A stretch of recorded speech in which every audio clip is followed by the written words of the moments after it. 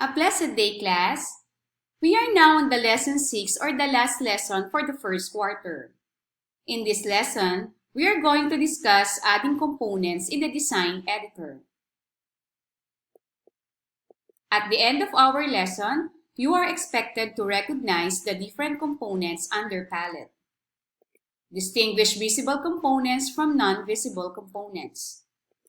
And add components to the designer editor. Components. Components are the pieces of your app that do actions for you. App Inventor provides the user with many different components to use while building their mobile apps.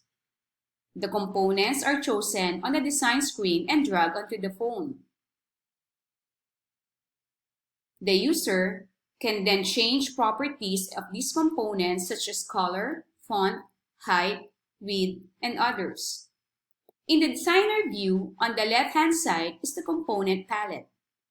This palette contains different drawers such as user interface, layout, media, drawing and animation, sensors, social, storage, connectivity, and Lego Mindstorms.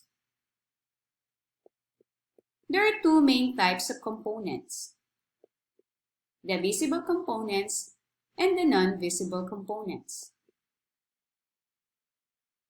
Visible components such as button, text box, label are part of the user interface.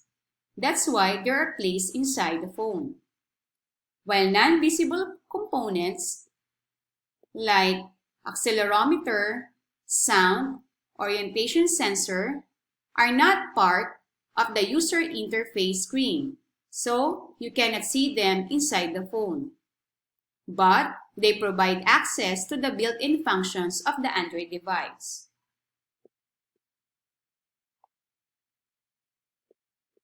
The following are user interface components. Button has the ability to detect clicks, and many aspects of its appearance can be changed, as well as whether it is clickable. Checkbox detects user taps and can change their Boolean state in response. Date Picker, a button that when clicked on, launches a pop-up dialog to allow the user to select a date on the Gregorian calendar. Image, used for displaying images and basic animations. Label, used to show text. List Picker, a button that when clicked on, displays a list of text for the user to choose among. List View, places a list of text elements in your screen to display. Notifier, displays alert messages and creates Android log entries to an assortment of methods. Password text box, the same as the ordinary text box component, except that it does not display the characters typed by the user. Slider, used to display a slider. Spinner, displays a dialog with a list of elements. Switch, detects user taps and can change their Boolean state in response and identical to checkbox except in appearance. Text box, lets the user enter text. Time Picker, a button that when clicked on, opens a dialog to allow the user to select a time. And Web Viewer, used for viewing web pages. The following are layout components, which are all formatting elements. Horizontal arrangement displays a group of components laid out from left to right. Horizontal scroll arrangement places components that should be displayed from left to right. Table arrangement places components that should be displayed in tabular form. Vertical arrangement displays a group of components laid out from top to bottom and left aligned. Vertical scroll arrangement places components that should be displayed one below another. These are the components found under Media. Camcorder records a video using the device's camcorder. Camera uses a camera component to take a picture on the phone. Image Picker, a special purpose button wherein when the user taps it, the device's image gallery appears, and the user can choose among an image. Player, plays audio and controls phone vibration. Sound, plays sound files and optionally vibrates for the number of milliseconds specified in the blocks editor. Sound Recorder, records audio. Speech Recognizer, listen to the user speaking and convert the spoken sound into text using the device's speech recognition feature. Text-to-speech, speaks a given text aloud.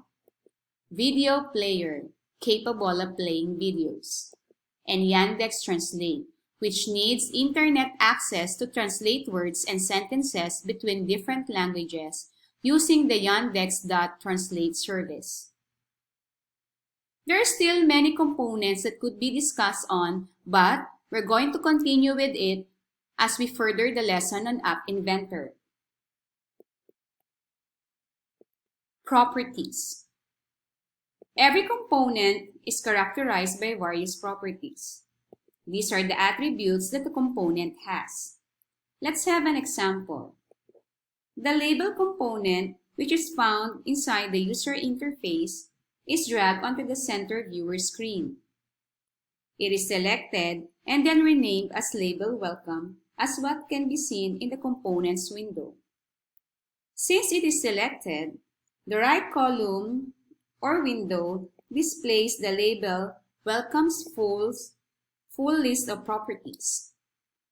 We can then change any of these properties to change the design of the app.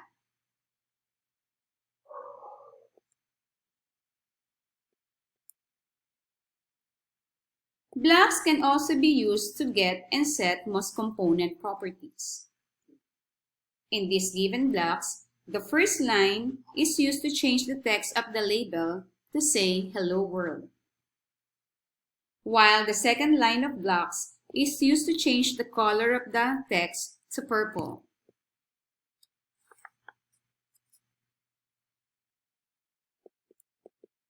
To manipulate the component state, we can use setter and getter blocks. Setter blocks are commands that change the values associated with the property.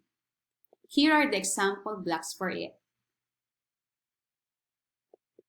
While the getter blocks are expressions that get the current value of the property. And these are the example getter blocks. These blocks can be found within the drawer for the component that they are getting or setting a property for.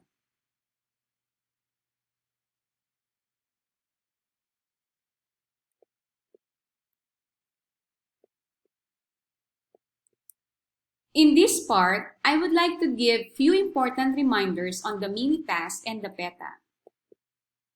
Mini-task number 6 is a guided hands-on activity checklist on adding components in the Designer editor.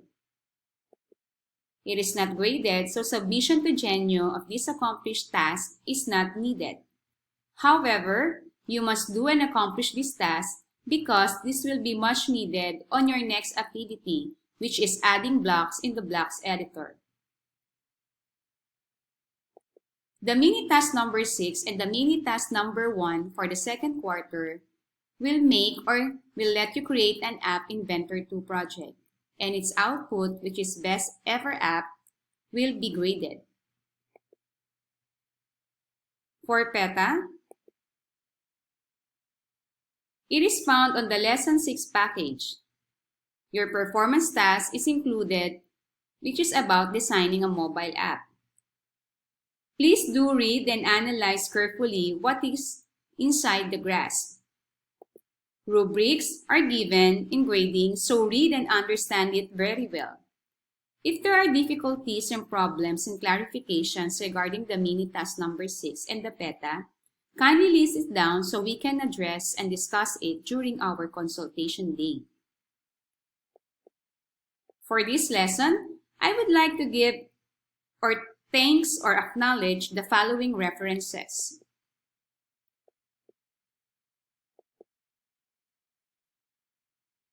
To end this lesson video, I would like to encourage everyone to keep educating yourself because it is one of the keys to success.